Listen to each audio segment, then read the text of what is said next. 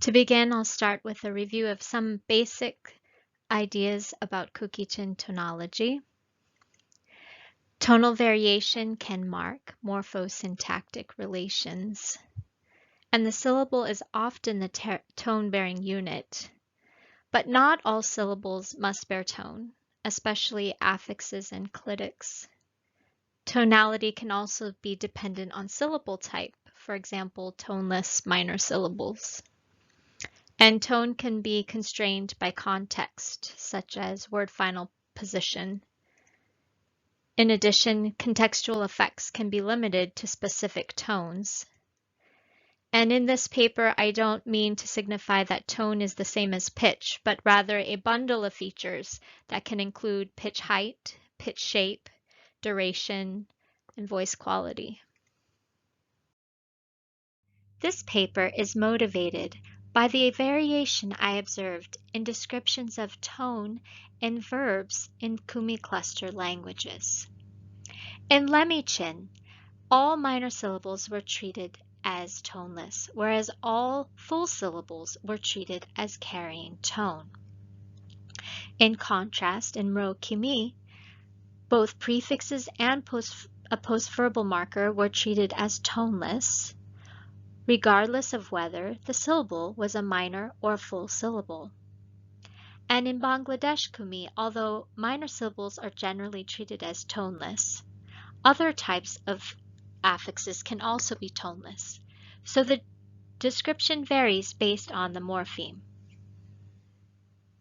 I'm interested in languages of the Khumi cluster, including Khumi, Remita, Mrokhimi, Lemmy, and specifically the variety called Kanise Khumi, spoken in villages near Simi town in the Paletwa township of Chin State, Myanmar. The verb structures that are in focus today are citation verbs that were given primarily in disyllabic form, where it appears that a verb root is preceded by some sort of prefix. One of those prefixes could precede others, being similar to the third-person pronoun. It may be a third-person participant marker. Thus, we have examples such as chop down a tree. And either disyllabic or trisyllabic verbs can be followed by the postverbal marker ta. Given the variation observed in reports about tone in verbs in Khumi cluster languages, I have 3 questions. Does the tone on Kanise Khumi affixes and clitics appear to be consistent or variable as it is in Mrokhimi? Does the tone on Kanise Khumi affixes and clitics appear to be sensitive to the tone of the verb root, as it was in Mrokhimi? Or do any Kanise Khumi minor syllables appear to bear tone?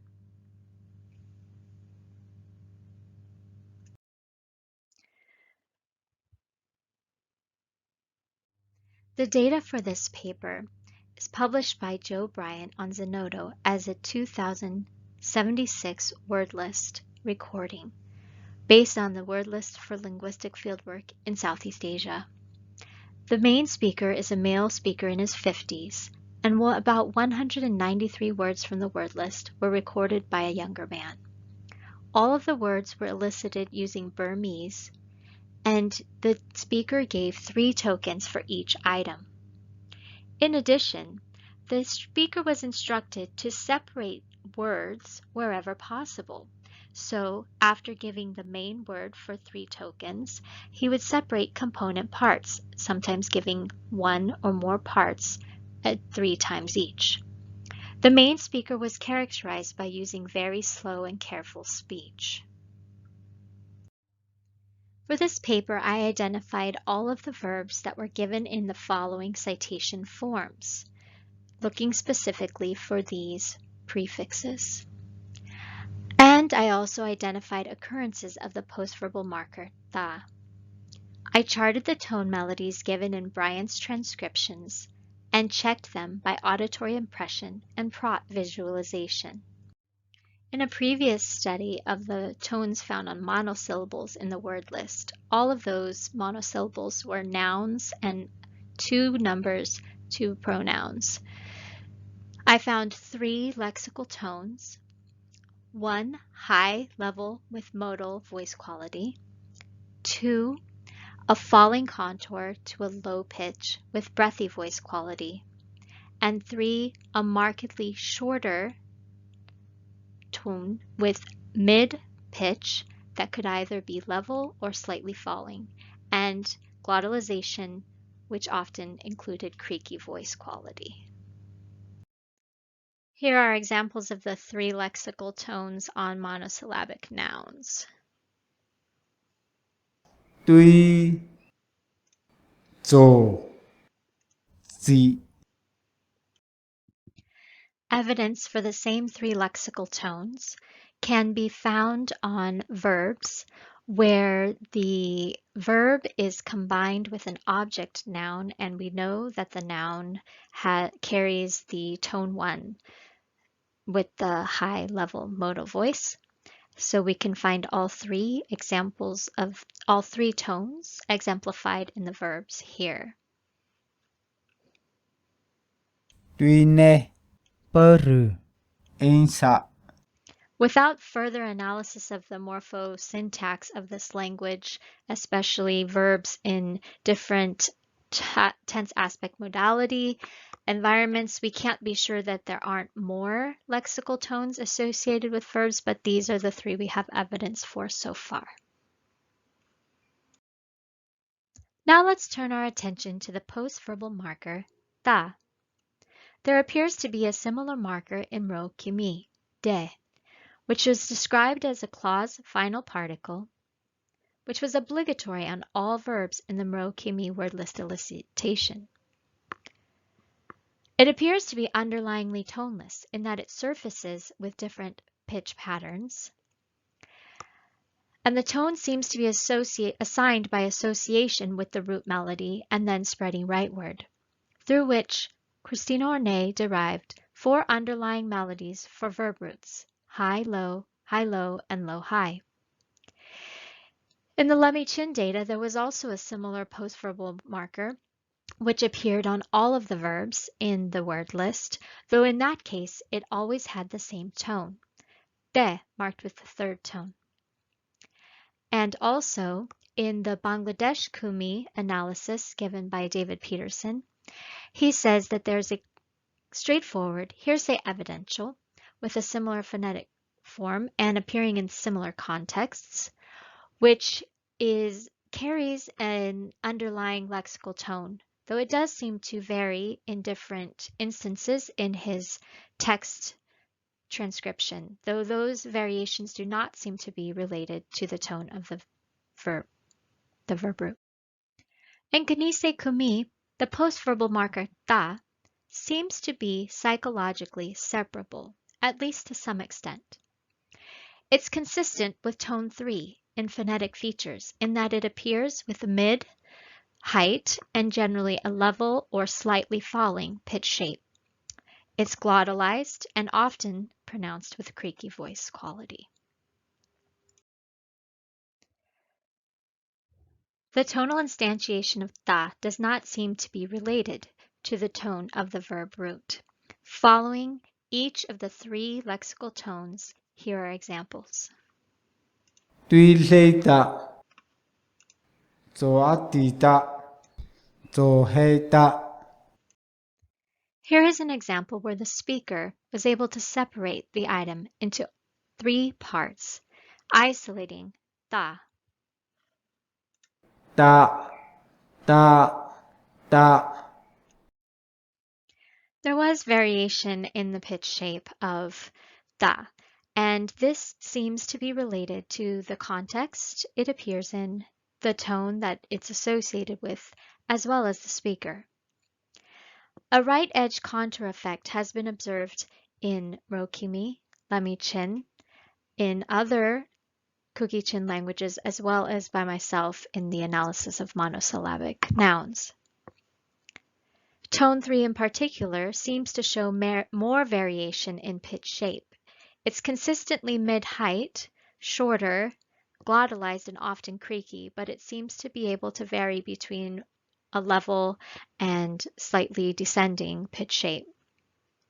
In particular, speaker number 2 seems to have the most pronounced right edge contour effect, affecting all 3 of the tones.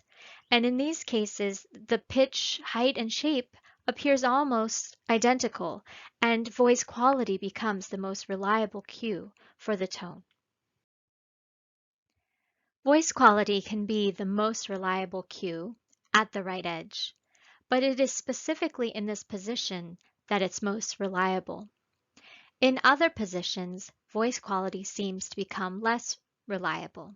Here is an example where the speaker separated component parts, and in this case, the right edge is always the strongest with respect to the laryngeal cues, even when the preceding syllable also carries the same glottalization and creaky voice.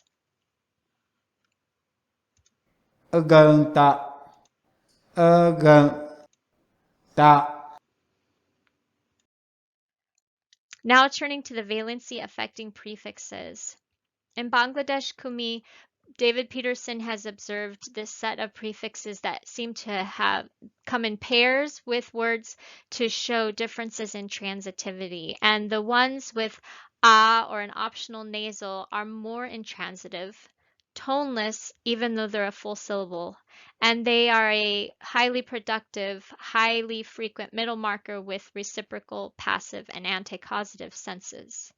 On the other hand, p is a more transitive and toneless minor syllable, which seems to have only a semi-productive causative pattern.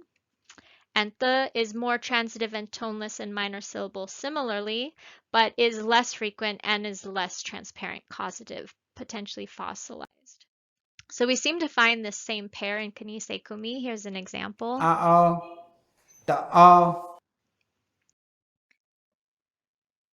Those that are full syllables, ah and ah with an optional nasal, are nearly inseparable.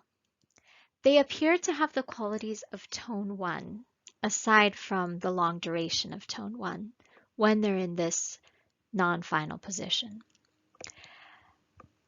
There's a high level pitch, modal voice quality, and the voice quality is glottalized when the following syllable begins with a glottal stop.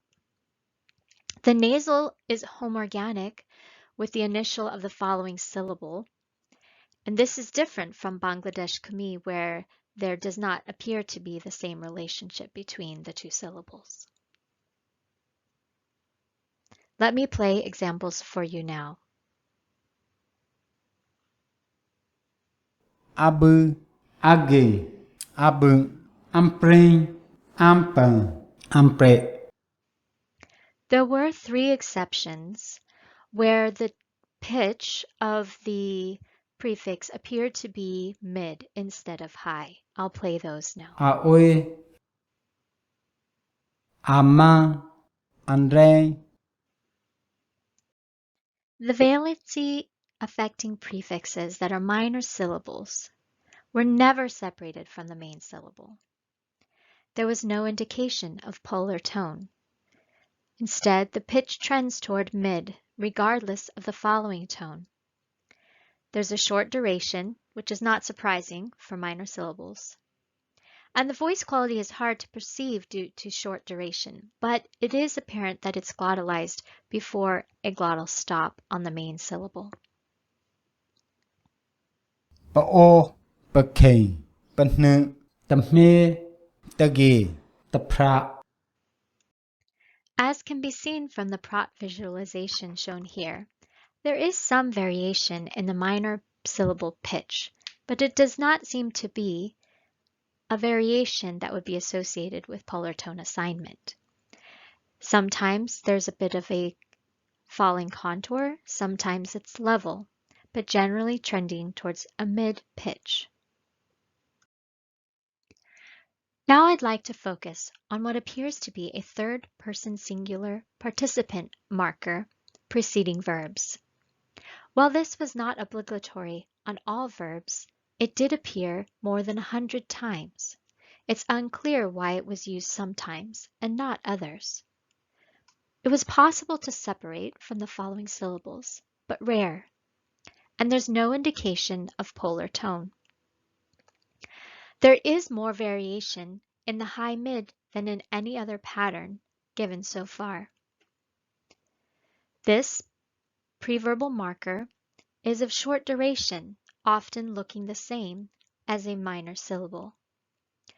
In addition, the voice quality is less perceptible as it occurs non-finally, though it sounds glottalized when it precedes a syllable beginning with a glottal stop. Let me play some examples for you now. A tall, a tall, a toe.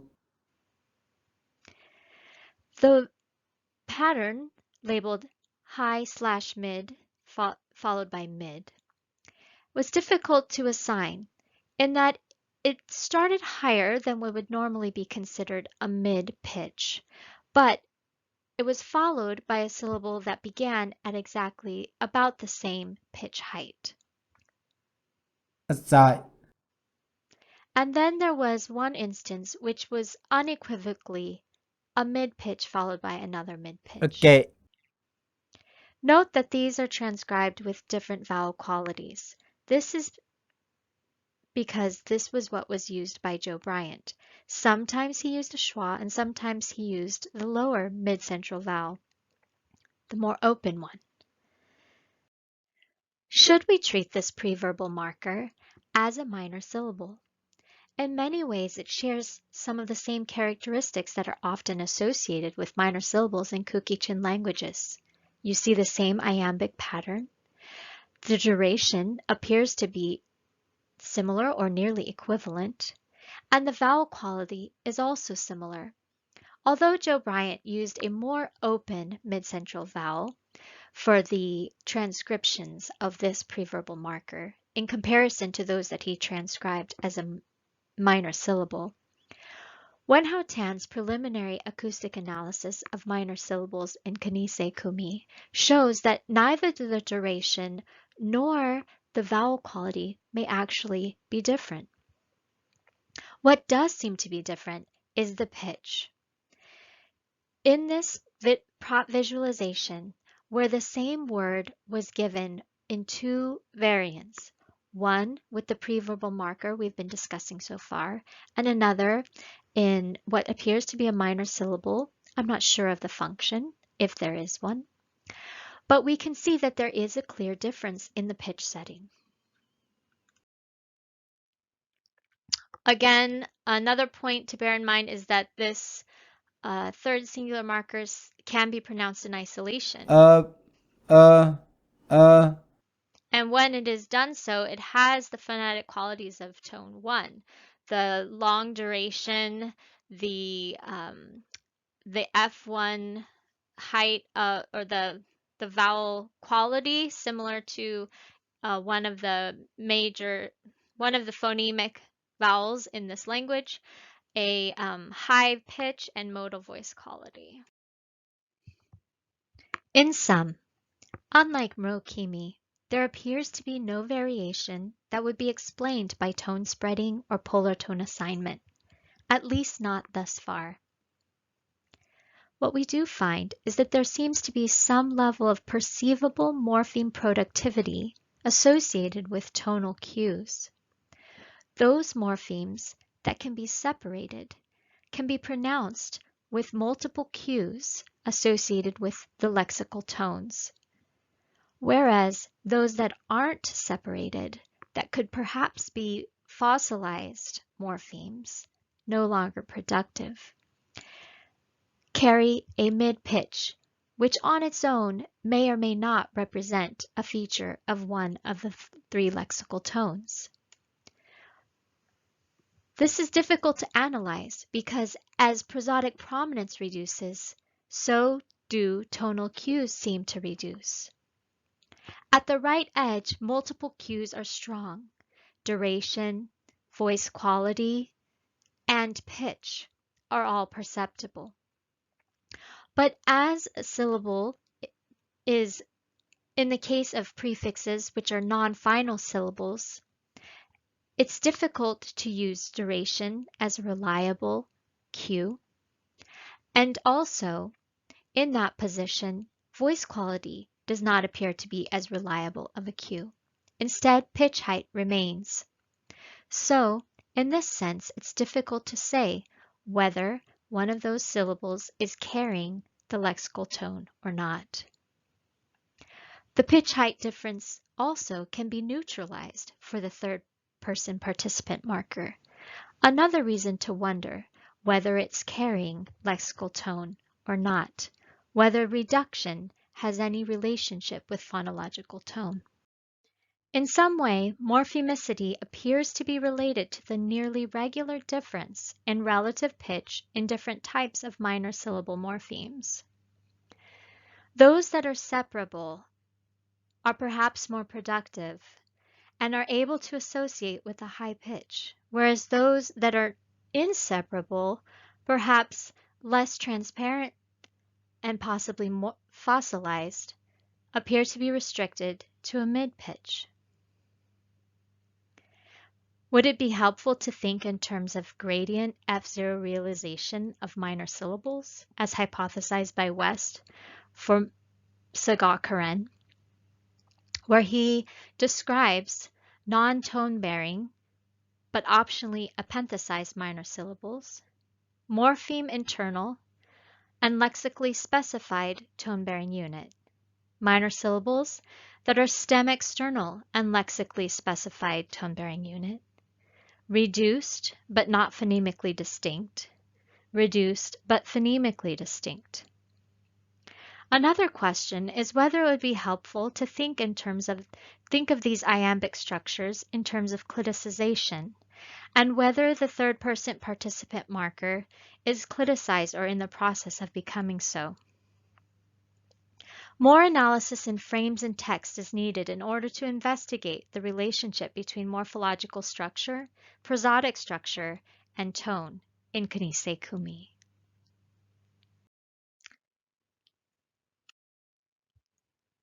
Thank you.